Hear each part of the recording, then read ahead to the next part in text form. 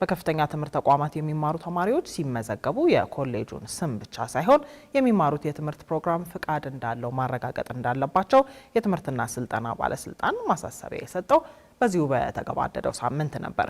የባለስልጣን መስሪያ ቤቱ ማሳሰቢያውን የሰጠው የ2018 በጀት ዓመት የ11 ወራት የዕቅድ አፈጻጸም ሪፖርቱን በሕዝብ እንደራሴዎች ምክር ቤት የሰው ሀብት ልማት ስራ ስምሪትና ቴክኖሎጂ ጉዳዮች ቋሚ ኮሚቴ ባስገመገመበት ወቅት ነው። በዚሁ መድረክ ላይም በከፍተኛ ትምህርት ተቋማት የሚሰጠው የማስተርስ ትምህርት ፕሮግራም 4 ዓመት መሆን ሲገባው እስካሁን በነበረበት መቀጠሉ ወደፊት የትምህርት ማረጋገጫ ሰርተፍኬት ለመስጠት ተግዳሮት እንደሚሆን ነው ባለስልጣን መስሪያ ቤቱ ገለጸው። ብሩክ አስቀናው በቀጣዩ የትኩረት ጥንቅር በመድረኩ የተነሱ ጉዳዮችን ወደ እናንተ ያደርሳል። በሕዝብ እንደራሴዎች ምክር ቤት የሰው ሀብት ልማት ስራ ስምሪትና ቴክኖሎጂ ጉዳዮች ቋሚ ኮሚቴ የትምህርትና ስልጠና ባለስልጣን የ2018 በጀት ዓመት የ11 ወራት ዕቅድ አፈጻጸም ሪፖርትን በሳምንቱ መጀመሪያ ነበር የገመገመው። ትምህርትና ስልጠና ባለስልጣን ተጠሪነቱ ለትምህርት ሚኒስቴር ቢሆንም ሪፖርት በሚቀርብበት ወቅት በዝርዝር ስለማይጠቀስ ስራዎቹ ተውጠው ይቀራሉ ያለው ቋሚ ኮሚቴው የባለስልጣን መስሪያ ቤቱ ስራ ከትምህርት ጥራት ጋር የሚገናኝ በመሆኑ ተግባሮቹን መመልከት በማስፈለጉ የግምገማ መድረኩ መዘጋጀቱን ጠቁሟል። የባለስልጣኑ ዋና ዳይሬክተር አህመድ አብተው ባቀረቡ ሪፖርትም የከፍተኛ ትምህርት ተቋማት የዳግም ምዝገባ ሂደት የቴክኒክና ሙያ ተቋማት እንዲሁም የአጠቃላይ ትምህርት ማለትም የዓለም አቀፍና የህብረተሰብ ትምህርት ቤቶችን እንቅስቃሴና የክትትልና ቁጥጥር ስራዎች አብራርተዋል። ቋሚ ኮሚቴውም ሪፖርቱን መነሻ በማድረግ የተለያዩ ጥያቄዎችን ያነሳ ሲሆን ከነዚህም ውስጥ የተፈቀደላቸውን ስርዓተ ትምህርት ያልተገበሩና ፈቃድ ከማግኘታቸው በፊት ተማሪዎችን የመዘገቡ እንዲሁም መሰል የስርዓት ጥሰት የፈጸሙ ትምህርት ተቋማት ላይ ባለስልጣኑ ያለው ክትትልና ቁጥጥርን የተመለከተው ይገኝበታል። ይህም በተመለከተም የባለስልጣኑ ዋና ዳይሬክተር አህመድ አብተው አብራርተዋል። አሁን ሰው ወዳው እንደተመረቀ ወዳው ኦተንቲኬት ቢያደርግ ኖሮ ይሄ ነገር አይታይም ነበር።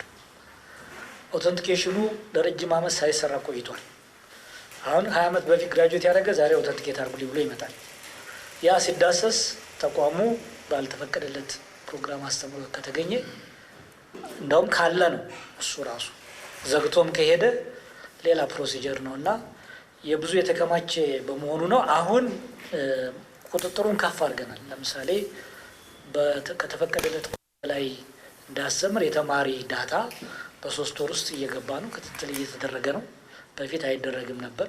ከግል ከፍተኛ ትምህርት ተቋማት ጋር በተያያዘ ከሚነሳው ባለፈ ተማሪዎች ጋርም ችግር መኖሩን የጠቆሙት የባለስልጣኑ ምክትል ዋና ዳይሬክተር ሺሻ ያማረ በበኩላቸው ተማሪዎች ሲመዘገቡ የኮሌጁን የስራ ፈቃድ ብቻ ሳይሆን የሚማሩበትን የትምህርት ፕሮግራም ፈቃድ ማግኘቱን ማረጋገጥ አለባቸው ብለዋል። ሌላው በስራው ሂደት ካጋጠሙ ጉዳዮች መካከል በእኛ ሀገር ለዩኒቨርሲቲ መግቢያ ነጥብ ያልመጣላቸው ተማሪዎች ወደ ውጭ ሀገር ሄደው ከተማሩ በኋላ የሚጠየቁት የብቃት ማረጋገጫን የተመለከተው ይገኝበታል። የሚኒስትሮች ምክር ቤት በ2017 ዓ.ም ያጸደቀው የኢትዮጵያ ትምህርትና ስልጠና የብቃት ማረጋገጫ ማዕቀፍ ደንብ እውቅና ካላቸው የውጭ ሀገራት የትምህርት ተቋማት የተገኙ የብቃት ማረጋገጫዎች በኢትዮጵያ የብቃት ማዕቀፍ መመዘኛዎች መሰረት ተመዝነው እውቅና እንደሚሰጣቸው ቢደነግግም አሁን ላይ ያለው አሰራር ግን ይህን ተግባራዊ ለማድረግ እንዳልተቻለም ተነግሯል። እኛ ሀገር መግቢያ ነጥብ እንደዛ ፊክስ ያደረግነው ያ ተማሪ ከዛ ነጥብ በታች ሲሆን ዲግሪ መማር ስለማይችል ነው ወይስ እኛ ሀብት ስላልነበረ ነው?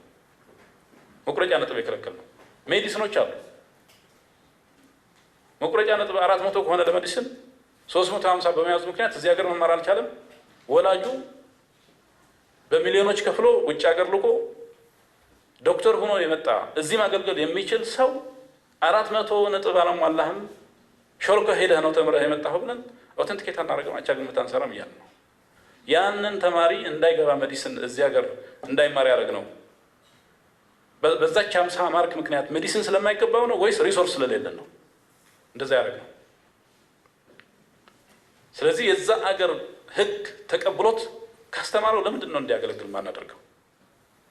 እነዚህ ሁሉ ግልጽ አድርጎ በደብዳቤ ትምህርት ሚኒስቴር እንዲልክልን ኮሚቴ ተቋቁሞ ሰርተን ጨርሰን ደብዳቤውን እየጠበቅን ነው። እስካሁን ግን ሰርቪስ እየሰጠናል። ይህ እንዳለ ሆኖ ባለስልጣን መስሪያ ቤቱ የሚኒስትሮች ምክር ቤት ያጸደቀውን የኢትዮጵያ ትምህርትና ስልጠና የብቃት ማረጋገጫ ማዕቀፍ ደንብን በዝርዝር መመልከቱን የጠቆመ ሲሆን በደንቡ መሰረት አሁን በ2 ዓመት በመደበኛ የሚሰጠው የማስተርስ ትምህርት ከአውሮፓ ስታንዳርድ ጋር የማይገናኝ መሆኑን መገንዘቡን ተናግሯል። ለማስተርስ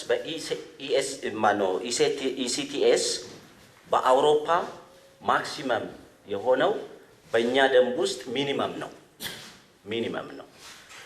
ዜን ወደ አመት ስንተረጉመው ደግሞ ማስተርስ ፕሮግራም ይሄ ደንብ ከጸደቀ ቀን ጀምሮ 4 ዓመት ፕሮግራም መሆን አለበት። 4 ዓመት ፕሮግራም። ስለዚህ አሁን ወደኛ ሲመጣ 2 ዓመት ሆኖታል። በዚህ ከዛ በኋላ የተመረቀ የማስተርስ ተማሪ 4 ዓመት ነው የሚለው ደንቡና አውተንቲኬት አናደርግልም ልንለው ነው ማለት ነው። ወይ ዩኒቨርሲቲዎች ትክክል ነው ተብሎ ዩኒቨርሲቲዎች በዛ መሰረት ማስተርስ ፕሮግራማቸውን 4 ዓመት እንዲሆን አላደረጉም። ዝም ብለን ቁጭ ብለናል። ችግሮች ገፍተው ሲመጡ ነው እንደገና መፍትሄ ፍለጋ የምንሄደው። ይህም በተመለከተም ባለስልጣን መስሪያ ቤቱ ለሚመለከታቸው አካላት በደብዳቤ ማሳወቁን የጠቆመ ሲሆን እስካሁን ግን ምላሽ አለማግኘቱን ነው የገለጸው። ሪቪው አደረግ ነው የተሳሳተ መሆኑን ገባን። እኛን እናሻሽለው ስለማንችል ካቢኔ ነው የሚያሻሽለው፣ ትምህርት ሚኒስቴርም አያሻሽለው። ለሁለቱም ደብዳቤ ጽፌያለሁ፣ ለሞልስም እንደ ለትምህርት ሚኒስቴር ደንቡን የሚያስተዳድሩት እነሱ ናቸው ስለሚል ወሬ ያለን እኛ ላይ ነው ጫና የሚመጣው። ለምን አሁን 2024 ታህሳስ ነው በነጋሪት ጋዜጣ ያወጣው። ከዛ በኋላ የተመረቁ ልጆች ክሬዲት አወራቸው በምንም ተአምር 72 ክሬዲት አወር አይመጣም። ማክሲመም 40 ነው አሁን ባለው ሃርሞናይዝ ሌጂስሌሽን። በደንቡ መሰረት 72 ክሬዲት አወር ስላልሞላ አትመረቅ ኦተንቲኬት ሊሆንልህ አይችልም። ልክ እንደ አሁኑ ሲኦሲ ክርክር ውስጥ ነው የሚከተው። ይሄ ከመሆኑ በፊት አይዘር ደንቡ ይሻሻል ኦር ዩኒቨርሲቲዎቹ በ72 ክሬዲት አወር እንዲያስመርቁ አመራር ይሰጣቸው ብለን የጻፍነው፣ ግን ሪስፖንድ አልተደረገም። በዘገየ ቁጥር ደግሞ ያው ተማሪዎች ይመረቃሉ፣ እንደገና ደግሞ ሌላ ጩኸት ማዕከል ነው የሚሆነው። ስታንዳርዶች ከዓለም አቀፍና ከአፍሪካ ጋር የሚመጣጠኑ እንዲሆን እየተሰራ መሆኑን የገለጸው ትምህርትና ስልጠና ባለስልጣን ይህም ተማሪዎቻችንን ወደ ውጭ ሀገር ቢሄዱ ከሌሎች ጋር ተወዳዳሪ እንዲሆኑ የሚያስችል ነው ብለዋል። በሌላ በኩል የባለስልጣን መስሪያ ቤቱ የውጭ ተገልጋይ እርካታ 65 በመቶ መሆኑን በመግለጽ የተገልጋይ እርካታን በተፈለገው ደረጃ ለማሳደግ ያልተቻለበትን ምክንያትም ቋሚ ኮሚቴው ጠይቆ የባለስልጣኑ ምክትል ዋና ዳይሬክተር ሺሻይ አማረ ምላሽ ሰጥተዋል። የግል አመራር ስሜት ህግ ይሆናል። ለምሳሌ በዓለም አቀፍና ማህበረሰብ ትምህርት ቤቶች ጀነራል ኤጁኬሽን ማለት ነው 70-30 ካልሆነ እንዳትቀጥሉ የሚል የቃል ትዕዛዝ ወረደ። ይሄ መመሪያ አይደለም፣ ደንብ አይደለም፣ አዋጅ አይደለም። 70-30 የሚባል ፕሪንሲፕል 70 ተማሪዎች የሀገር ውስጥ አትሊስት 30 ሰው ደግሞ የውጭ ዜጋ መማር አለበት። እዛ ኢንተርናሽናል ስኩል ነው። እኛ የውጭ ዜጋን ለማስተማር ነው እንደ ኢንተርናሽናል ስኩል የምንከፍተው? ወይ በውጭ ሀገር በተለያየ የዲፕሎማሲም የሌላ ምክንያት ውጭ ሀገር ኖረው በቃን ብለው ወደ ሀገራቸው ሲመልሱ ልጆቻቸው እዚህ ሀገር በዛ ስታንዳርድ ማስተማር ሲፈልጉ አገልግሎት ማግኘት የለባቸውም እንዴ? ዲፕሎማቶች ማስተማር የለባቸውም እንዴ ልጆቻቸው? በዚህ ምክንያት በዚህ ዓመት ስንት ትርምስ ተፈጠረ። ፋይናሊ ውሃ የሚቋጥር ስላልሆነ ደግሞ ወደ ቦታው ተመልሷል የሚል ኢንፎርሜሽንም ደግሞ አገኙ። ስለዚህ ይሄ ቁጥር ራሱ በእኔ ግምት ከፍተኛ ሊሆን ይችላል።